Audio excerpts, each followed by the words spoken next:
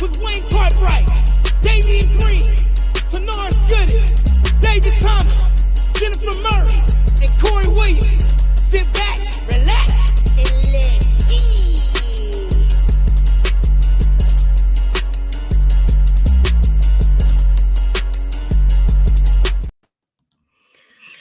Good evening, ladies and gentlemen, and welcome. We'd like to thank you all for tuning in to our show once again. We want to, at this time, just make sure that we remind you to subscribe to us on YouTube, Spotify, and Apple Podcasts. And also follow us on social media at Facebook, Instagram, and X. For those that are watching this show here on our YouTube podcast and on our live stream, across the bottom of the screen, you can see the familiar ticker that has all of our Bulldog sports updates. And as always, go Bulldogs and hit that like button early and often. And be sure to tell other people about this show because we're continuing to grow. So, fabulous show for you this evening as we're welcoming everybody in. Hello to you, T. Gooden, and hello, Jay the Great. What's up? Our first guest this evening really needs no introduction to many people in Bulldog Nation, but for those who are just being introduced to him, he was our head men's basketball coach for 25 seasons, during which time he amassed 453 total victories with 8 conference titles. 7 titles came in the SIAC in the Division II, and then also the one SWAC championship in 2005, which also to date is the men's sole trip to March Madness. He also is an Alabama A&M graduate and a Hall of Famer. So it gives me great pleasure to welcome this gentleman into our show. Please welcome Coach Vann Pettaway. Good evening, Coach. How are you, sir? I'm doing fine. How's everybody doing? Doing all right, Coach. Good. Hey, and this is a great time to have you on because we're right here in the midst of this basketball season, and so with everything that you've seen here during basketball season, Coach, if you could give us your quick assessment of your men and also the women to date. All right. Well, I'll start with the women. They play a very exciting brand of basketball. Coach Richards has those ladies. She's got a nice group. She's got some freshmen. In fact, she starts a freshman at the point, and she's got some journeymen. She has people who have been in her program, and they're doing well. They're playing well. They got that unbelievable streak at home. They're 13-0 in the event center, and they play great basketball. They never say die. I think one of the best games that's been in the event center so far was their overtime win last year against Florida A&M. So they're playing great basketball. And then on the men's side, Coach Hughley, his record doesn't show it, but they're making progress. I mean, when you lose Garrett Hicks and you lose Blaze in the middle, that's going to hurt. So it takes time for this new team to gel. But he's got some pieces. I really like his freshman, Blackwell, who plays the point. He was started. He's coming off the bench now.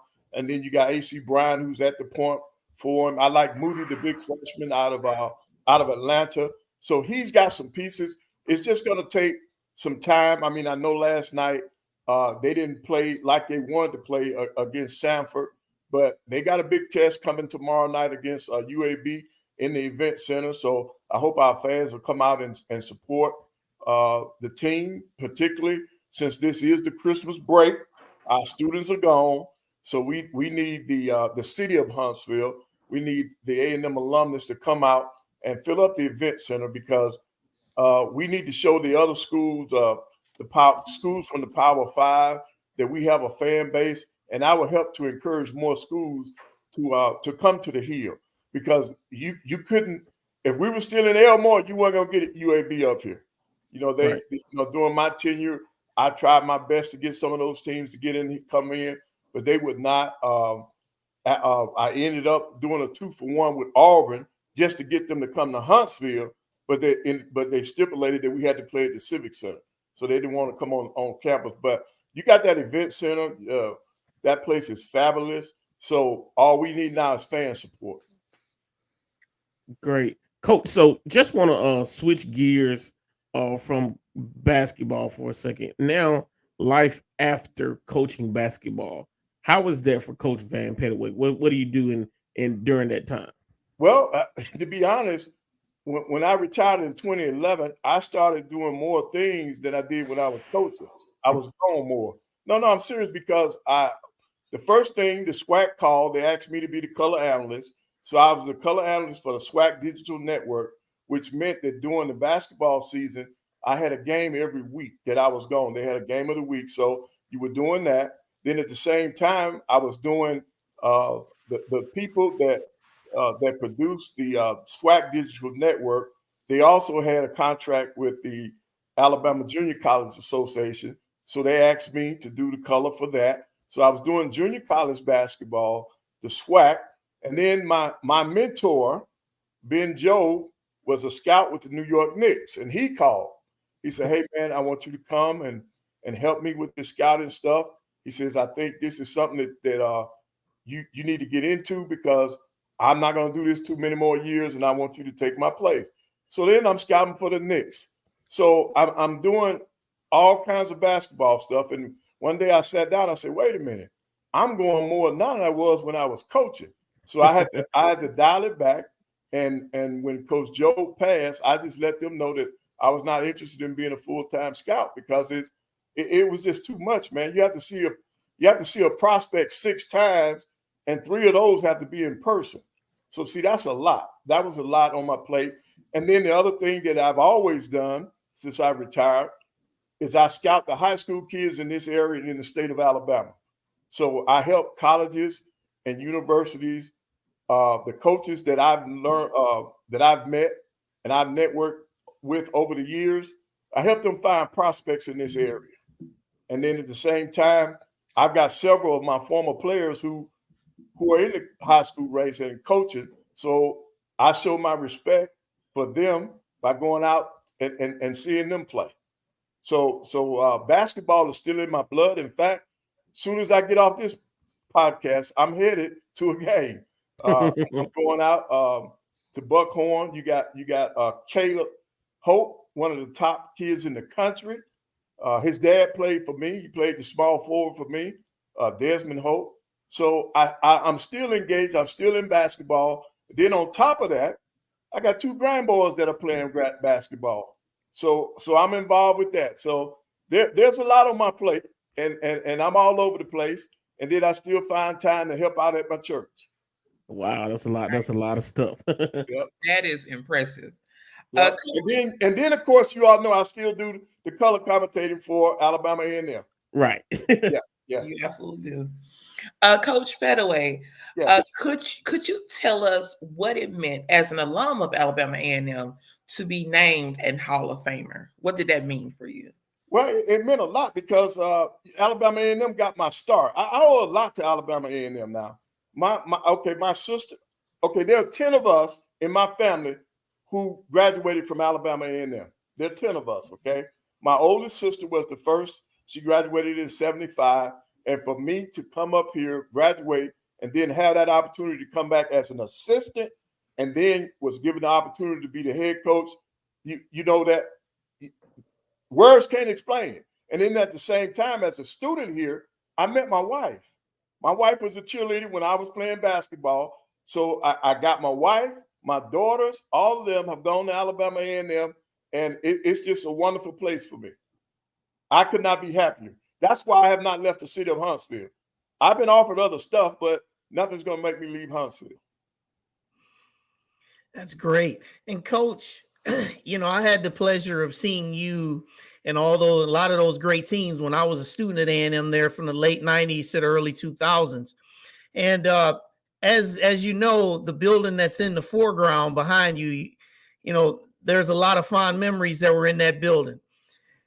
And we know that some of the best teams that you guys had were during those times in that building. So as you sit in the event center and you call games in the event center, just still does all the things that come from Elmore, does that still, like, what kind of fond memories do you still retain even today, even though you still sit in a brand new building calling games?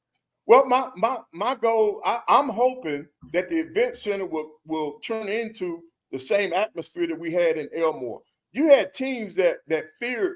We had games won before the teams even got off the bus because of the way our crowds interact. Now look, everything went on coaches now. My doggone, our fans and our alumni, they helped those teams to win a lot of games now. The energy in the building, they always were behind the team. The fans got behind the team. It was always a festive atmosphere. Now they do it a lot better now because we had a DJ, but hey, we didn't have a hype man. Back in the day, we didn't really need the hype man. My DJ was the hype person because if he put on the right music, it kept the crowd engaged. Our band, that doggone band would rock the house, and they helped us. So it was always a great atmosphere. And I could see the day where that same kind of energy will be in the event center. And I think you can make that into an awesome place because at one point, we were the 4th toughest home court in the country that was picked by other coaches and sports writers. Because coming into Elmore, you had to be on top of your game to get out of there. And that's a testament now to the players and our fans because they really got behind those teams. And they gave them that extra that 6 man that you needed in basketball. Yeah. And I used to sit on that front row. I used to say some things that you can't say on Sunday. Yeah. So before we get you out of here on this is a great question coming from our castmate Dave. Coach, how was the transition from the SIAC to the SWAC? Well, in the beginning, it was rough because this is what happened and what a lot of people have lost sight on. Because we moved up and basketball is Division I, we had the death penalty. We had 7 years where we were not eligible for anything.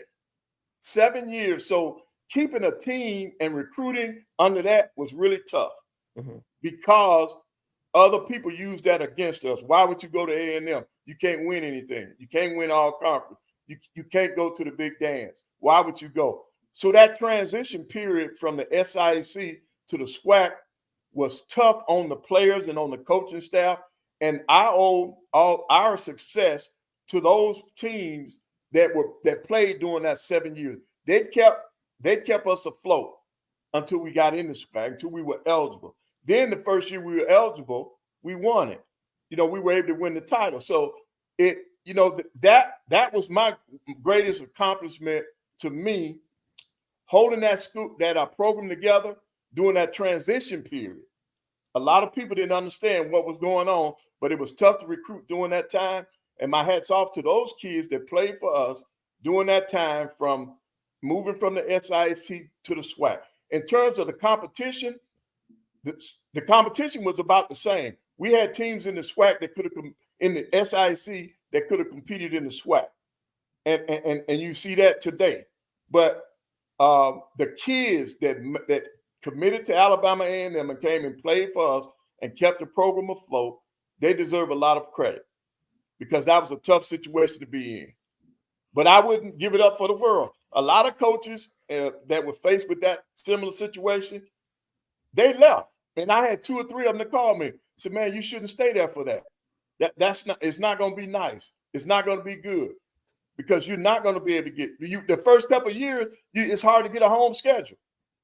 You play most of your games on the road, and that was tough. So when the SWAC stepped up and the commissioners told the other SWAC schools to start scheduling us, they would always go home and home on alternating years, and they always wanted that first game at their place. Right. So that was tough, putting together a schedule.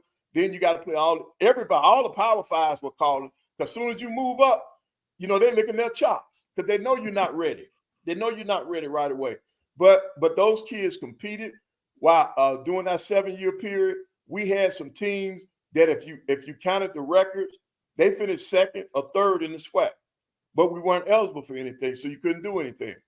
But I'm proud of those teams. I'm proud of what we did at Alabama A&M because We didn't complain about Elmore. We just made it our home, man. And that's what you got to do. Yeah, I always wanted the event center. I was promised by 3 different presidents that we're going to get an arena. Well, I was gone when they got the arena. But they're in a great place right now. We just need to give our fans need to be patient and give our coaches time to get their people in place, especially with Coach Hughes. This is just his second year. The guy won 15 games in his first year now. And if you add that up, if you the previous coaches, you can add up all their wins, and they didn't get to 15. No. Right. So we gotta even now, he's 1-7, 1-8, whatever his record is, just be patient because he definitely knows how to coach the game of basketball. In fact, he'll tell you this. I tried to hire him several times as an assistant. That's just how good he is. And then a lot of people, the development of Mikael Gladness, he went to his big man camp. I've been trying to get oldest Coach Hughley to do a big man camp because that's what he was known for. We finally got it done in Mikael's at the end of his junior year. So leading into his senior year, he goes down to Mobile and spends a week down there playing against other top players around the country, got his confidence, and that's what helped propel that young man into where he is now. Yep. That's awesome. Well, Coach, this was a great time, and I know that you have to run. But one thing that we want to make sure that we do is we just want to say thank you once again because you did so many wonderful things, and you still continue to do great things with your contributions to the program. It's always great listening to you on the live stream, as we will tomorrow night as the men take on UAB. So, Coach Vann Pettaway, thank you so very much for joining us, and anytime, God bless you. Anytime, and we'll see you anytime. soon. We'll see you up the road. Okay. Thank you so much, Coach. Thank you. Right. Thank you, Coach. All right. You all take care. You too. And there he Great goes. It's Coach Pettaway. Yep, The legendary The legendary Coach Pettaway. Coach Pettaway. So, as we continue in the basketball mood tonight, our next guest tonight, she is number 20 in your program. She is a senior forward from Austin, Texas. She's a transfer from Blinn Junior College. And then also number 34 in your program. This young lady, she just graduated. So that's why we have graduate transfer, center from Valdosta, Georgia. So if you would with us this evening, please welcome none other than Miss Jayla Cody and Miss Chynell Mitchell. Good evening, ladies. How are you? I'm good. How are you? Hey, it is really, really wonderful to have you both on. I know Chynell, I know you've got some. Yeah, I'm trying to get my camera to work. For some reason, it's not working. So I'm trying to test that real quick. All right. Sounds Well, good. we have your audio, so as you're working on that, we at least can hear you. So, so ladies, and first off, Jayla, let me be one of the next to congratulate you for graduating. A tremendous feat. Thank you. Congratulations. Congrats. So before we get into our questions this evening, ladies, you sit at 4-3 overall. You just won your 13th consecutive home game in the event center on Sunday in a win over South Carolina State. So as you get ready to complete the non-conference portion of our schedule heading into SWAC play, Jayla first and then Chynell, just kind of assess the highs and some of the lows and also just where you need to get to as a team ahead of SWAC play. I feel like right now we're definitely headed in the right direction. We still have some things that we need to work on. We did have this kind of long break where we didn't play any games for a whole week, so that did kind of set us back just a little bit, but we did end up getting the win against South Carolina State. So I feel like we needed that to keep us going on this run for the next couple weeks as we go to Kansas and then Miami for the tournament. Yeah. I also agree with that as well. I do feel like we need just to stay together as a team. I feel like when we work hard together and we pull out a win, it really shows that, it's a team effort and that we need everybody. So I'm gonna David's not on tonight, so I'm gonna steal one of the questions that he asked. Prior to the game, what music or what do you do to get you going for the game? This is to both of you. It doesn't matter who goes first. I'll go first. So, a lot of people ask me this question when it comes to like, what type of music do you listen to? So, for me, I actually don't really listen to a lot of music. So, for me, during game days, my routine is we go to shoot arounds usually in the mornings, and then we eat breakfast or whatever. And so, then after that, I usually go back to my room, and I have to like have a nap before the game. So that's like my routine before the game. I have to have a nap and just like coming in early before the game starts just to get my mind right for the game so I can be focused. Nice. Gotta have a nap. Yeah. Yes, I love a good nap. Um, Oh, Chynell, she's got to answer this question too. For me, I listen to music. I listen to like my workout music, whenever we go into shoot around. But when it gets closer to game, that's where the anxious feelings start coming in. So I try to listen to something more calm. I pray before the game and just thank God for allowing me to be here, protect my teammates, protect the opponent, and go into the game with a level head. awesome. Jayla and Chynell, uh, can you ladies tell me who is your basketball role model and who do you had in your game after? Okay, so for the women's side, I would definitely say Candace Parker. Um, and for the men's side, I've always, growing up, everybody was like, oh, yeah, you should like kind of take your game from KD. So those are kind of my two that I would say as my role model or whatever. I would also have to agree with the women's, Candace Parker. I just love her game, love how she is just so strong whenever she attacks and everything like that, and just love the energy that she brings out with her teammates when she was playing. So I feel like Candace Parker, and I've always looked up to Steph Curry. I love how he shoots. I love, just his affiliation with his team and everything like that. Yeah, so as players and you all both being seniors, you've had some good amount of practice at this next question. But what do the two of you do to and I'll say Chynell then Jayla on this. What do the two of you do to balance being playing basketball and being students? For me, it's kind of just I write a little time management journal. Okay, this is things that I have to do.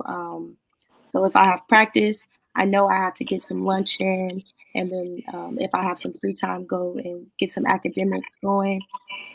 So I just feel like it's more so time management. However, it works best for you. It depends on the person. Yeah, I would definitely have to agree. I love staying organized. If I'm not organized, then I feel like I'm all over the place and I don't have anything together. So for me, it really started early, especially in high school, because I've been playing for so long. So in high school, I would always have time, like when I come home, like, okay, this is my time for when I do homework, this is my time for when I'm studying, and this is my time for when I'm getting extra shots in and stuff like that. So I'm always thinking of that probably usually the day beforehand. So I would just get my list together and um, just carry it out that way. So you guys' next home game isn't until December 29th, and we host Central Arkansas. You go to Kansas City, I think Thursday, and then you go to the FIU Christmas Classic. Everybody knows that you guys have you ladies have won your home games, but you're about to go on the road. What type of motivation do you use to block out the noise that you're on the road to take that same energy to play the games on the road to come out with a victory? I would definitely have to say we have to keep the same mindset that we do at home. We always want to protect home, and so we just want to have to keep that same mindset. Just play like how we play at home, just like how we play on the road. So we're really looking for that win because we are 0-3 on the road, but we are definitely motivated to keep that win streak going. I also would agree with that. I just feel like we have what it takes. It's kind of carrying it over. We're comfortable at home, and I feel like we also need to be comfortable on the road and being able to execute that. Nice. Nice. So ladies, I have been in Bryan, Texas, passing through past Glenn College, and I've been past Valdosta as well. So could you tell us the transition from coming to Bland College and coming from Valdosta to A&M, and how was that? I know, Chynell, that's home for you. Bland is down the street from Austin. So could you just tell us the transition from coming from Bland and Valdosta to A&M into the Hill? It was definitely a transition, especially because I've always been home. I'm very family oriented. I love home so much. Love Texas. So going and traveling 12 hours to a new experience. It was exciting, but it was also a scary moment. And I also knew I was a JUCO athlete, and going into that D1 just area and experience, I knew it was going to be different. I knew I was going to have to work harder, and that the girls there were definitely going to give me a run for my money. So it was definitely, I wouldn't say a bad transition, but it was something to adjust to, is coming from a lower level going into D1. So for me, coming from Valdosta, it was different because I initially went to Central Arkansas, which was 12 hours away from home. So that adjustment was really hard for me, but especially because it was during COVID and everything was shut down at the time. So that was kind of an adjustment for me. But coming from there to Alabama A&M, it was like, it made life kind of easier, especially because now that I'm closer to home. I'm still pretty far, but it's still closer, and my family and them can come up to games and stuff like that. So coming to Alabama A&M, I feel like was a good choice for me because it just made life easier. So we got a question here from our boy Dave. Coach Dawn Staley at South Carolina, Dave, said that she schedules HBCUs because it gives them, HBCUs, an opportunity to measure themselves against tougher competition. Would like to know what the ladies what your thoughts are about that as it relates to gameplay. So Chynell, then Jayla. Well, that's a good question. I feel like with tougher competition, are you implying that the competition that we're going into is tough? Yes. Okay. I love it. Honestly, I love to be able to measure ourselves. I feel like any team that we put our mind to, I feel like we have the ability to. So I love whenever, bigger D1 and show us what they got, because I feel like, we are always, especially, are always looked at as the underdogs. And I feel like we have really good talent, and we have a lot to prove and a lot to show. And that's just the way to show it. Yeah, I would have to agree. It definitely gives us because nobody really expects us to win, but we always feel like we can just play against anybody. One of our coaches tell us we shouldn't care about who it is or who they play for. We should just play our game, because basketball is the same whether we play for a bigger school, a smaller school. Basketball is the same either way it goes. So. Right. All right. And so I just want to kind of lighten the mood here for a second. We had your teammate Asia Nicholson on a couple weeks ago, and I still can't get out of my mind that she drinks prune juice before a game. So right. Yeah, that's wild. That was a brand new one for us. But so what are some of the, I mean, just something that's real unique about the both of you when it comes to just, I mean, hooping, anything, playing video games, anything, something that's crazy with competition that you guys may not, or people may not otherwise know unless they talk to you every day? Jayla, you want to go first on this one? Let me think. I'll go first. Something like crazy when it comes to you talking about like before games, like what age? Anytime, before a game, could be during a game. You know, some guys playing football, they throw up before every game. You know what I'm saying? Just something.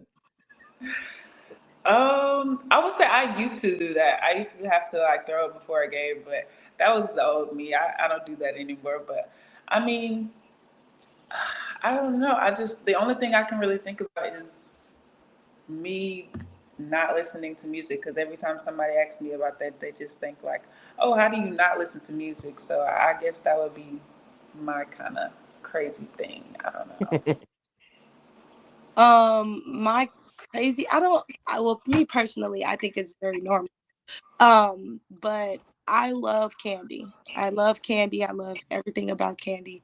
So just to have either some Twizzlers, some Skittles, something, I have to have a piece of candy, a piece of chocolate. Sometimes during halftime, I'll eat me some candy. Other than that, man, I have to talk to my mom, and it's not crazy, but I have to talk to my mom. Like, I think it just may be because I'm so far away from home and everything like that. But my mom is that type of person, like, okay, you got this, gives me the energy that I need to even step into any competition, anything that I'm doing. So, yeah, I have to call my mom to let her know while I'm eating some candy, of course. Of course, but of course. Now, here's a comment from the audience, and then I'll get you out of here with one final question that I always ask all your teammates. All right, Ronald Reese. All right, this is for Jayla. Do you get advice from your sister who is at Alabama concerning the game? Do I get advice from her? Mm-hmm. Because he says this. Since Jayla's sister played for Alabama, that's why I asked. Not, I wouldn't say like advice. She just kind of gives me like encouragement from time to time. Like we both give each other encouragement from time to time, especially before games, after games. If we both had a bad game, like we just give each other encouragement all the time. All right.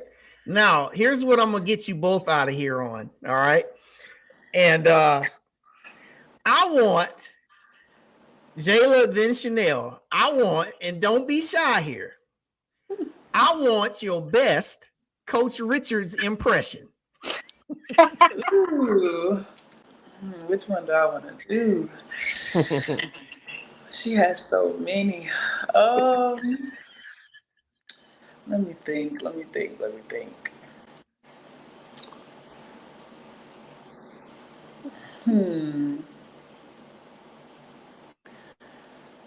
Okay, the only thing I can really think about is when she. Wait, what you say, Chynell? Do you want? I can start. Okay, you go ahead. Okay.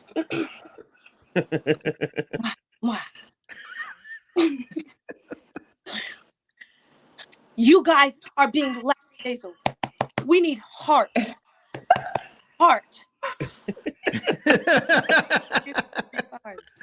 Nice. Okay. That was a good one. Okay, so you got a picture us in practice and we're going through like a drill or something, and just say like somebody says something on the sideline, like, you know, you're supposed to be focused on the sideline. So just picture this. Right. And she turns her head, she's like, hey, quit jackballing around. That's her favorite word. Like she just loves to say that word. So I just had to say that one. Jackballing? Yes, Jackballing around. Wow, that's a new one. My coach in high school used to say something totally different. I can't say it right here, but every coach has their thing they say when you playing around on the sideline. I'm not jackballing around, man. I'm gonna have to use that with the kids. Man, y'all stop jackballing in there. All right, so ladies, we know that you're getting ready to hit the road, and I know that you're getting ready to play Kansas City, and this is the Amaya Simmons homecoming, and then you go head on down to sunny Florida. So that has to be nice. Yeah, it got to be nice. Got to be nice. With the weather right now, because it's cold. Right, it's cold. So I just want to say thank you for both of you joining us this evening. Good luck on the rest of the season. Yep. And also, we know that this is senior year, so you want to go out with a bang. So hope that we have many happy returns, especially when we get to that SWAC tournament in Birmingham in March. Definitely. So for Jayla, Cody, and Chynell Mitchell, thanks for joining us, and we will see you soon. Thank you. All right. And before we get into our final segment of the evening, here's something for T. Yeah, so just want to bring this up. Gabrielle Jones is a 2008 graduate of Alabama A&M. She played for the ladies basketball team from 2003 to 2008. She was assistant coach at the Loyola in New Orleans Wolfpack on the 2017-2018 women's basketball team, and they are getting inducted into the Wolfpack Athletics Hall of Fame class of 2024. That basketball team went like 26-6 and won the NAIA championship. Well, they played in the tournament. So congratulations to that team and to Coach Jones Hayes, former Bulldog. She's an alum. She's also a former telecommunications major. So congratulations for you for getting that induction to the Hall of Fame. Awesome.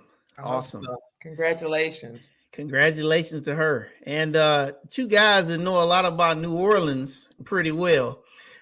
These are the next gentlemen that are going to be joining us coming up here.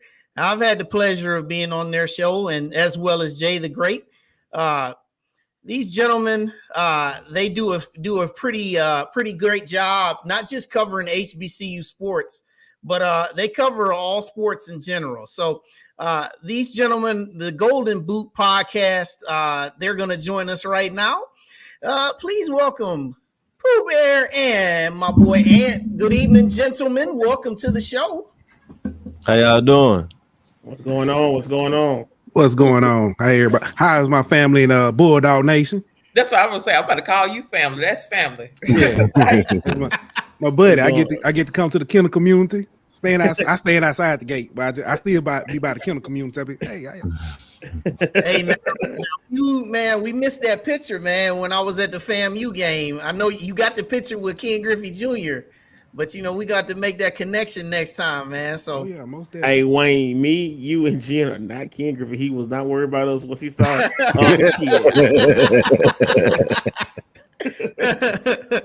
So, gentlemen, tonight, this is a very critical in HBCU sports. This is actually one of the most flagship events of HBCU sports coming up this weekend. And we're going to talk plenty about this Celebration Bowl. But before I do, gentlemen, just if you would, just kind of let's talk about the state of SWAC football. There was a significant move today with Southern hiring Terrence Graves. Man, Ant, go ahead, man. You get first swing. I seen the face. Go ahead, Ant. Well, I think the alumni kind of had bigger names on their mind other than Coach Graves, but I think Coach Graves is a solid hire. I think he's put in his dues around the HBCU ranks. He's kind of worked his way up the ranks, and now he's got a shot at running a program. And I think Southern kind of in that little rebuild stage right now from going from the Dooley era, trying to figure out where they are as a program. And I think that's a solid voice of reason to kind of lead them through this next phase of where they are as a program. He might not be the splashy hire, like I said, but I think it's a solid hire, and it's a good coaching hire to get them through this transition phase. Yeah, I think it's fitting that you talked about Ken Griffey because the first thing popped in my head was swing and a miss, because we all know that they were going after Chennis Berry, big time. Then the second thing that comes to mind is safe. I think that Coach Graves is a safe hire. He is someone who's going to bring what the program needs as far as culture, keeping the culture intact. I don't think he was their first hire, but I don't think he's a bad hire either, if that makes sense. I think he's going to hopefully bring some intensity that they are looking for, and kind of, I guess, I honestly bring some consistency. Now the question is, what is he going to do around him with some of his assistants? That's going to be key. Yeah. Question for both of you gentlemen. So, you know, ever since the season ended, you know, Texas Southern is going to hire somebody else. Grambling is going to hire somebody else. Southern just did. They wanted Coach Maynard gone here at A&M, but everybody always wants somebody gone, right? So, in you guys' opinion, who are the top coaches that people want? Like, who are we going to replace these coaches with? Great question. I'm curious to hear this. Well, obviously, I think the guy on everybody's top wish list was Chynell. I think that Clark Atlanta kind of stole some people's kind of second target whenever they hired Coach Keaton. I think that was a name that was kind of sneaking up people's boards. But, man, when you talk about who we're going to hire, it kind of gets to the point now where you talk about recycling other coaches. You know what I mean? There's not too many fresh names out there that haven't had an opportunity before. So I think when you look at Grambling, some names being thrown out, Ted White. Obviously, there's the Ed Reed stuff, which please don't let that happen, Lord. But you know what I mean? But gonna happen. Shut up, bro. But I do think like there's some other newer names that kind of have been mentioned for some jobs, like Nick Joseph for one. I heard Curtis Johnson's name mentioned a couple times, especially for that Southern job, but there isn't too many fresh faces. So I think some of these programs are going to end up with a guy we've seen somewhere else before. Now, I do have maybe just two fresh names. I agree with Anthony. I think some names going to get recycled. I'm going to say a name that might be interesting to A&M because this is a lot of people saying that's who A&M should go after, Sam Shade at Miles. That's a name that keeps getting thrown around. Another name, somebody who I know who's actively coaching now, but they're coaching at the NFL ranks, and I think they wouldn't mind getting the HBC ranks. KJ Black. He's I think he's quarterback coach for the Rams.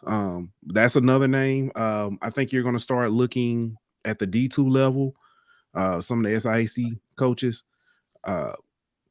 He just moved, but Teddy Keaton, that's now at Clark Atlanta. I think that's a name that could be hot maybe in a year or two with the D1 HBCUs. Then I think you're going to start looking at some of the coordinators in the MEAC. I can't even think of his name. What's the DC at Morgan State, Ant? Oh, I can't even remember his name. Yeah, he definitely should be on some list. He should be on somebody's radar big time. So I think that's where we're going to start looking. It's one thing we've talked about. The coaching tree in HBCU is not as in depth as we would like. We'll see some guys and they'll be associated with somebody, but then as soon as someone gets hot, they kind of get snatched up and move to FBS or something like that. So, but that's kind of some of the names that I've heard or see. Okay. I do want to point out the Sam Shade reference, and I see that Jay White mentioned about having a coach from Miles. First of all, Sam Shade was one of my grandfather's favorite players ever. That is West Side Birmingham. We know Lord. Play for Bama, so I just have to shout Sam Shade just for that. You got to rep the home side. All right. Now, for the fellas, I am going to move in a different direction. I am a diehard Saints fan. Oh, I know, right? I know. Please take Dennis Allen. Please take him. I don't care where you put him. Just take him somewhere, Lord. So y'all are getting into my question. Okay. So It's been a rough road for us. But if you were the GM for the Saints, what changes would you make on day one? Fire myself. boy. I'm sorry.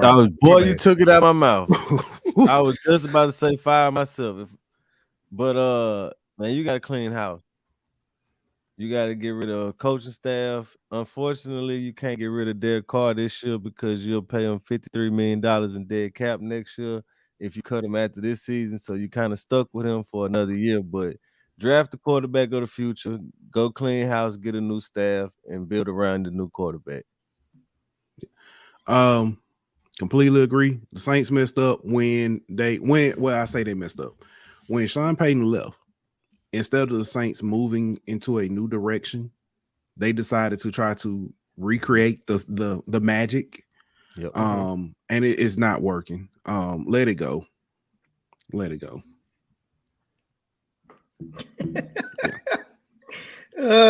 Look at OJ said the Saints are going to make the playoffs. I'll be honest with you, they may. If that's true, if they do, it has nothing to do with the Saints and has everything to do with how bad the division is. The division is horrible.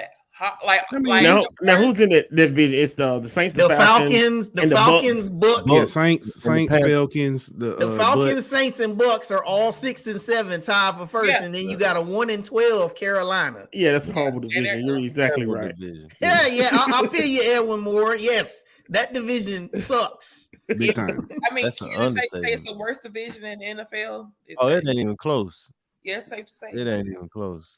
Yeah, man. So I got a question here from Dave. All right, what's good, Dave? So both of you guys, man, when it comes to these coaching hires, are the fans' expectations of new coaches too high in regards of restoring the greatness HBCU programs once had? This is a great question, Dave. Go ahead, fellas. You want to go first, Ant? Yeah, go ahead. Oh, okay. First off, gone are the days where we have and I hate to say the name, Joe Paterno, Bobby Bowden, Eddie Robinson, because you don't get that much time to prove yourself.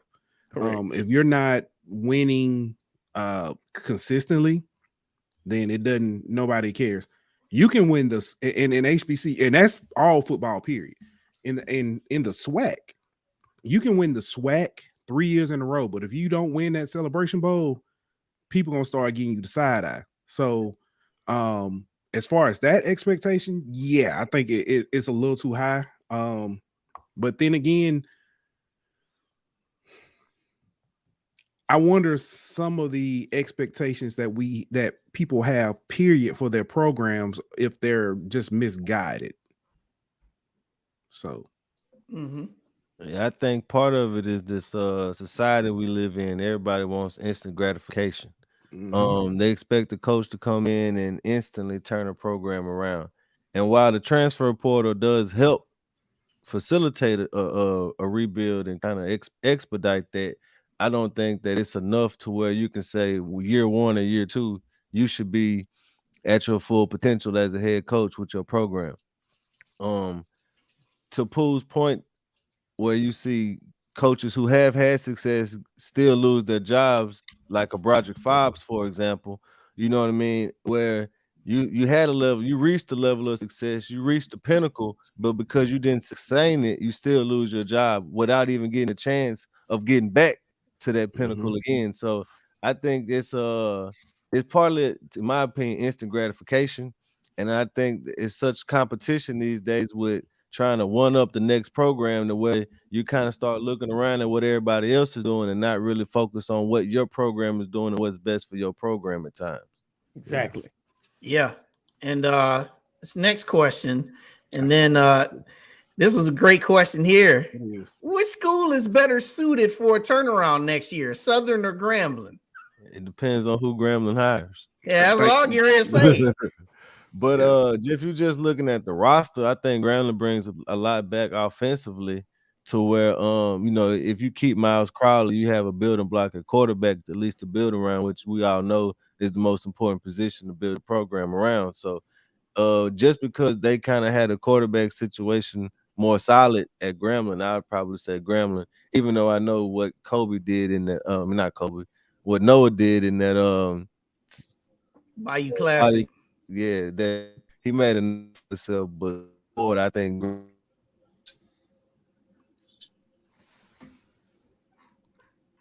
Oh, did he freeze? I There think you go. Oh, okay. I Oh, think he y'all hear wrapped. me? Yeah, Yeah, you we you got good. you. Yeah, I think he wrapped up. He was wrapping up. That's why I kind of delayed. I want to say Southern just to be different, but it's hard to. I think as crazy as it sounds, I think Grambling has the better roster. Southern is more stable. Although they both are coming off coaching changes, Southern seems more stable. Um, I don't know. That's a really good question, but I think Grambling is, depending on which coach gets in there, I think Grambling is going to, I guess, turn around quicker, if that makes sense. Okay. Hey Wayne, Now, Wayne, since we're here on Southern and Grambling, real quick, mhm. Hugh, was he fired too quick? Just like was he? Did he need more time, or and how much time did he need, or was it he? It was good to go. What do you guys think? in my opinion, he wasn't a good fit. Um, like culture wise with Grambling. I mean, on the field success is one thing, but I don't think he was a good fit for the university and for the community in as a whole. Um, as far as on the field, yeah, he was fired too soon. But I mean, you can't give a coach 2 years, especially when you see him making progress in his second year. I mean, you can't expect his second year to be competing for a celebration bowl. But you saw the progress from year 1 to year 2, and I think they were going to be even more successful in year 3. But when you take a look at the totality of the hire, I don't think the fit was right. So I think they made the right decision to go ahead and cut ties before it got any worse. Yeah. All right. So before we get into the Celebration Bowl, because this is A&M, both of you guys, man. I know we talk about Maynard, but man, for real, what are the real exhaustive thoughts that you guys have about A&M heading into this offseason, man? And I know you guys have gotten my take on it, so I don't need to say it to y'all. But Bulldog Nation needs to hear from you guys about your assessment of the Bulldogs. Go ahead, Pooh. So, and Jen kind of know, I've kind of grown, you know what I'm saying, to I haven't necessarily adopted A&M as my team, but I feel more welcome, you know what I'm saying, being that I get to come to a lot more games. So I tend to lean a little bit towards them and give them a little bias. I see a change in y'all's culture. A&M has no longer, and Coach Maynard mentioned this during one of the SWAT teleconferences when I asked him about the importance of the Magic City Classic. And he said that when he got hired, somebody told him, hey, you got to win 2 games, homecoming and the Classic. Those days are gone. No longer can you just win Magic City Classic, win homecoming, and your job is safe. Y'all have a new turf, a new arena, improvements in the stadium, the Kennel community, what's the Drader Drummer. You've got everything going on to improve this atmosphere, and the product you put out on the field has to improve. Do I think Coach Maynard can get it done?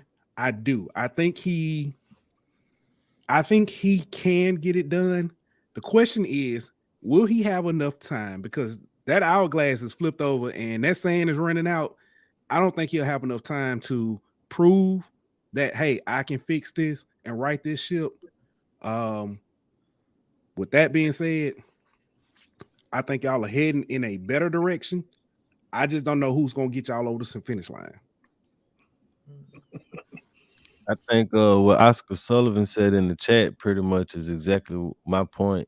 If he could figure out the quarterback position and get that situated, like I know obviously Akil Glass ain't walking through that door again, but if you can have the situation in good hands like you did whenever you had Akil, you knew who your quarterback was. There was no question about who the guy is. It wasn't any, okay, this game we're gonna play him, this game we're gonna play him. Oh, he's having a bad game. Let's try this quarterback. It wasn't. You stuck with your guy and you knew who your guy was. I think if you can find a guy and stick with him, I think some of these other problems and some of these other issues will kind of correct themselves when you have a consistent voice as the head of the offense.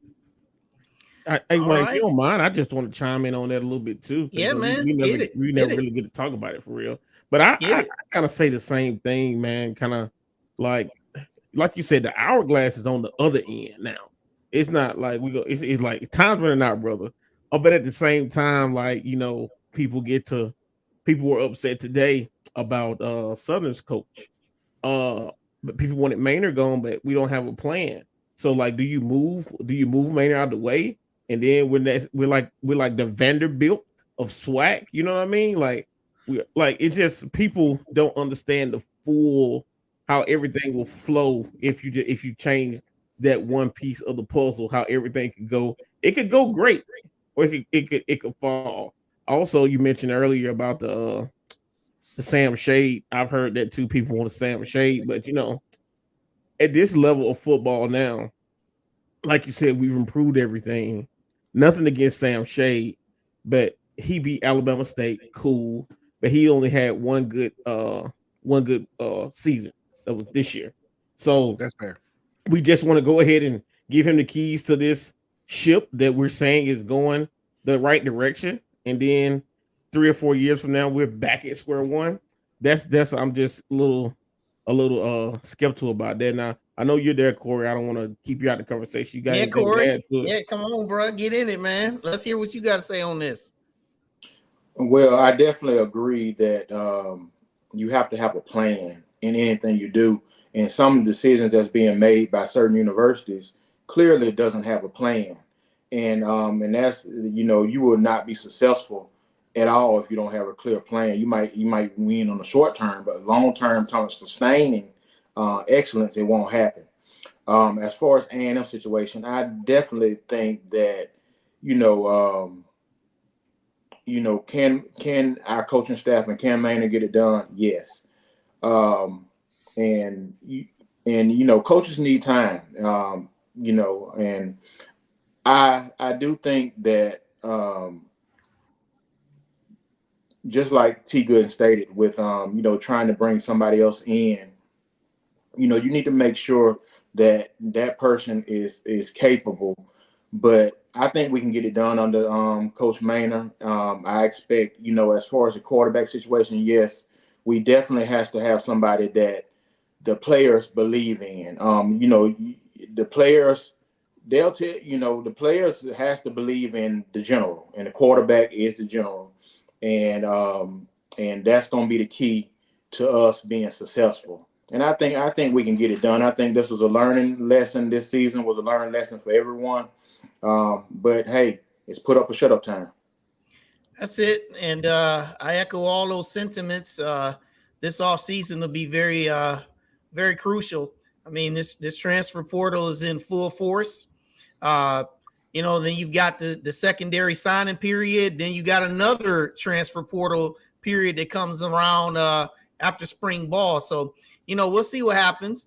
All right, gentlemen. So now we're going to get and transfer and transition into the big one in Atlanta on Saturday.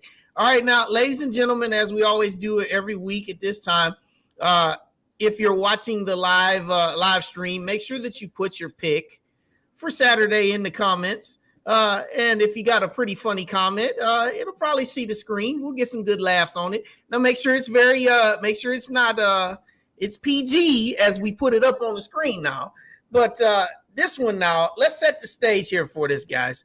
All right, so we have a 6-5 Howard Bison team who has not played since November the 18th when they clinched the MEAC with a 14-7 win against Morgan State.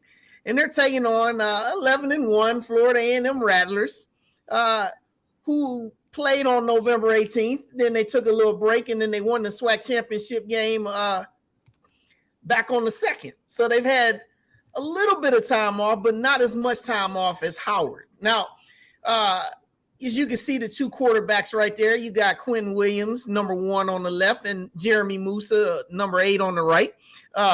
Those have been returning starters. And then what you have, you've got some running games that are pretty similar in nature on both sides. Not a single 1,000-yard rusher, but collectively as groups, you have 1,000-yard rushers. So, Howard, they bring that two-headed approach with Hunter and James. And then you have three guys on FAMU with Dean, Yant, and Jennings. So, and also defensively, Florida A&M, they call themselves the dark cloud defense. They've done some good things, and Howard done some good things as well. Howard, they had some tough losses to some good competition. They lost only by 2 points at Northwestern, who's a bowl team. They lost a game that they trailed 30-9, but came back and made very close in the season opener against Eastern Michigan, who's also a bowl team. But Howard's biggest win was that big 50-20 win against North Carolina Central, which shocked the HBCU world because almost everybody thought that it was going to be North Carolina Central's MEAC championship in the bag. Florida A&M, they had a couple of tests. They were tested when Alabama State came down there and played them. It was 23-13, but the game played a lot closer than what it said. Their closest game to date was 23-16 win that they had to pull out in the fourth quarter at Southern. Now, let's fast forward now to Saturday. The stakes now are as what it is, HBCU championship stakes, nationally televised audience, big crowd. This is what you want as an HBCU football player. All right. So, Ant, I'm going to give you the first swing at this. I want you to make a pick. Now, I want everybody to make a pick when I call your name, but tell me why you think the team that you're picking is going to win the game. Ant, first swing. All right. I got it. FAMU winning a close one, 27-21. I think that FAMU's offense is a little more potent than Howard's offense. When you look at especially the quarterback position, I think they have a more consistent quarterback play from FAMU. I think Musa's gonna get his guys involved. I think Howard keeps it close just because of their physicality and their run game. But ultimately, I think that FAMU makes the play when they need to, and they end up winning. All right, so that's one FAMU. Corey, next. Well, I'm Alabama and on the SWAC, and I support the SWAC. But I'm gonna tell you, I really think this is gonna be another year that the SWAC is gonna come up short. I think Howard University will win the game mainly because of balance. They'll be able to run, and I just think this was a down year in the SWAC. I'm just being honest. I think it's a down year, and I don't think Musa is consistent enough away from Bragg Stadium. And I think being away from Bragg Stadium, Florida A&M, they don't play well. And at home, yes, but away from Bragg Stadium, and I think Howard will show based on the competition. And yeah, they got a 6-5 record, but they played tougher competition, and I think that they will really show up and be ready. And because I think everybody's on FAMU's bandwagon, and I think Howard will really have a chip on their shoulder, and I think they'll show that on Saturday. Jay the Great. Okay, I'm going to disagree. I will say I do agree that Musa is very different at Bragg than he is on the road. With that being said, I think FAMU's fan base is going to turn Mercedes-Benz into Bragg North. So with that being said, I do see FAMU pulling out a close one against Howard. All right, so that's 2 FAMU, 1 Howard. Pooh. I agree with what Corey said as far as Howard being played tougher competition. But with as tight as this game is, as even, whether it's offense, defense on both sides, you got to turn to special teams. FAMU has the best special teams I've seen this year in HBCU, whether it's scoring on kick returns, or if it's blocking punts or forcing a turnover on special teams. I think that's where they have the advantage. I think that's where we're going to see the advantage. And so for that reason, I am taking FAMU 27-24. All right, 3 FAMU, 1 Howard. T. Gooden. So I'm going to take FAMU. And if you look at the passing of the quarterbacks, the running of the running backs, and receiving of the receivers, everything is pretty much even. We've been, saying this all year. Musa can't play well outside of Bragg, but they're 11-1. The only team they lost to is USF, and they scored 24 points on USF. And they're a bowl team also. Right. The game that they didn't, that the quarterback didn't play well, they still won them convincingly. Even though we came back on them, but they still beat us by 14 points. So I think that FAMU is gonna win the game, and I don't pick people because of the SWAC, because I don't care if A&M doesn't win. But I'm gonna go with FAMU just simply because I think they are more prepared for this game. They've done well all year. I think the SWAC finally wins a Celebration Bowl. It's been a long time. So yeah, it's been since 2016, Grambling. Now I'm gonna set this up with my pick. I've correctly picked the winner of this game 7 consecutive times. Now, some of it was very easy to pick, especially when North Carolina A&T was in there. I picked South Carolina State 2 years ago. The reason why I picked them was because for the same reason why I picked North Carolina Central last year, which was because of the layoff and the amount of time that they could get things together. Plus, I wasn't confident in Coach Prime's ability to get the team ready when it takes execution. Well, now we've got a real coach here in the SWAC, or some would like to think. I have a lot of respect for Willie Simmons. And I think what they've done has been very admirable. They were the hunted all year. Everybody picked them to win the SWAC.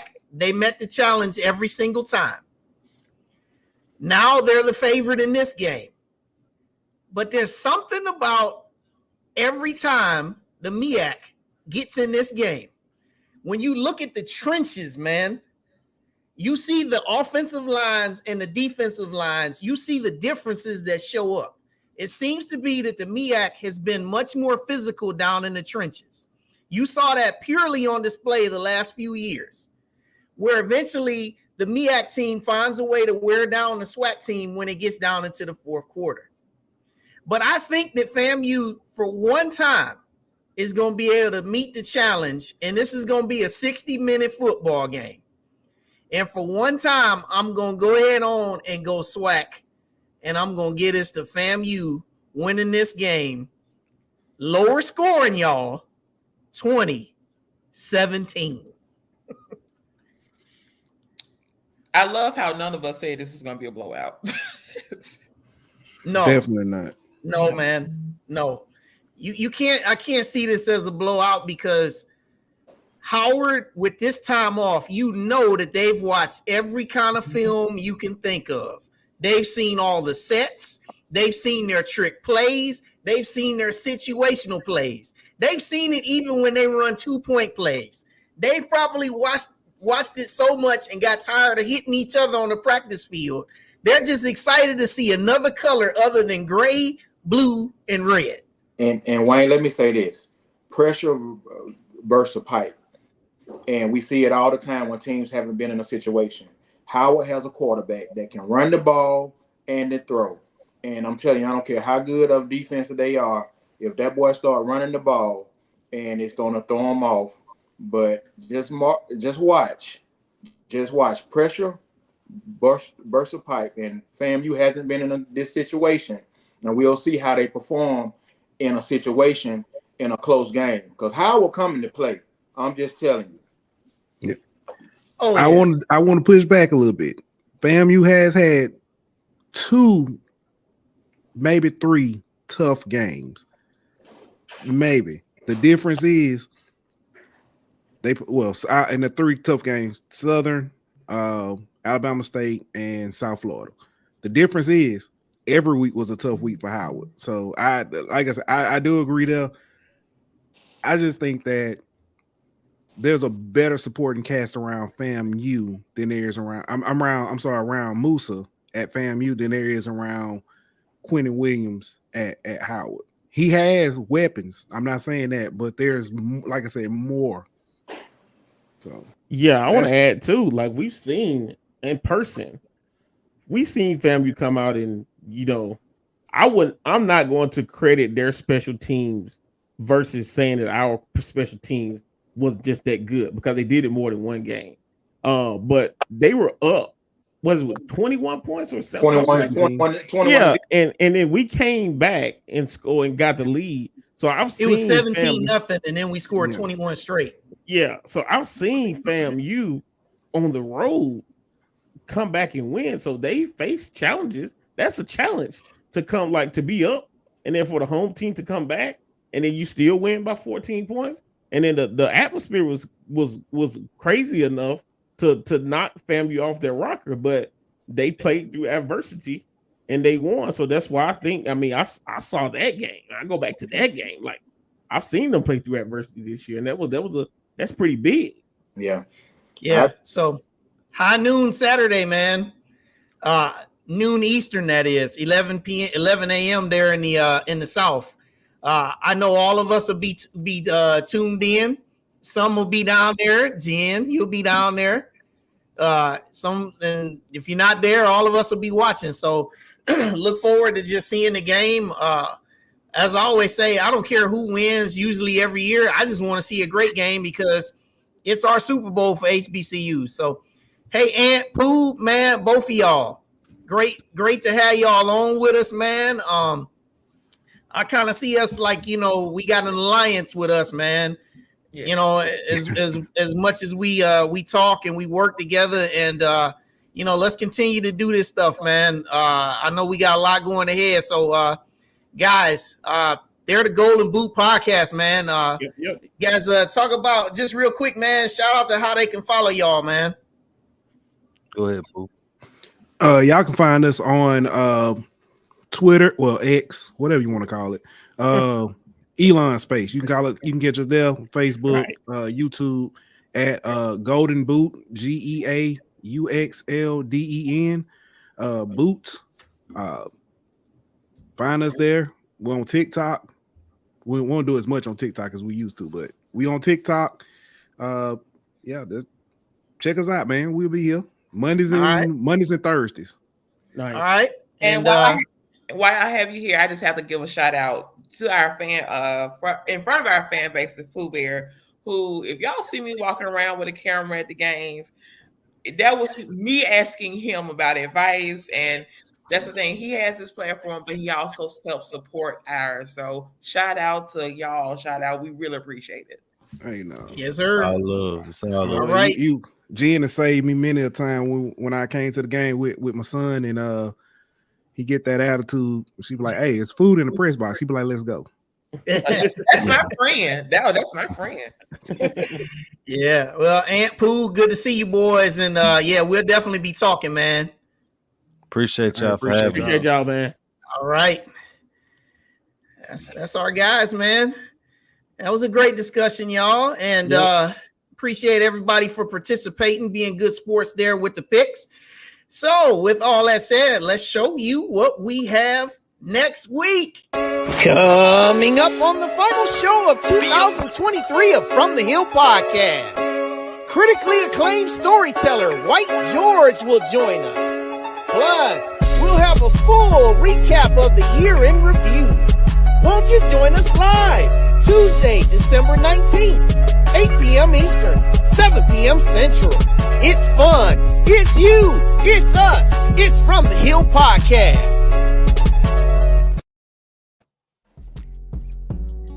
Well, that's next week. And White George, his government name is George Sedbury Jr. For those that might be wondering who he is. Yeah, he said call him White George, by the way. We did not do that. Exactly. That's why I had to set that up. Just so everybody know. Just so everybody know. But he asked us to call him that, but he will join us next week. He is the gentleman, if those who may not be aware, he is a gentleman that makes videos when he visits HBCUs, and he happened to visit Alabama A&M. So We're going to look to have plenty of people join us next week and connect with us. And you, the audience, will have the chance to ask him questions, and we'll just have a nice dialogue with him. And then, as I said at the tail end there, we'll have a year in review. A lot of stuff happened this year. A lot of good, some bad, some indifferent. But we're going to talk about a lot of the highlights next week, which is our final episode of the calendar year, and then we'll return in January. So this was a great show this evening.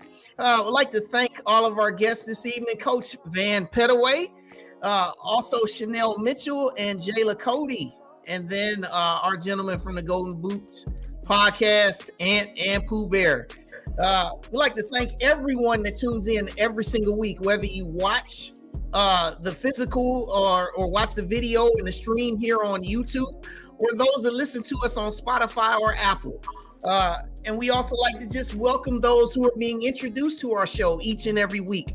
So for Jay the Great, Corey C.K. Williams, T. Gooden, I am Wild Wayne Cartwright. Thank you all for tuning in this week, and we will see you and hear from you and talk to you next week. Good night, everybody.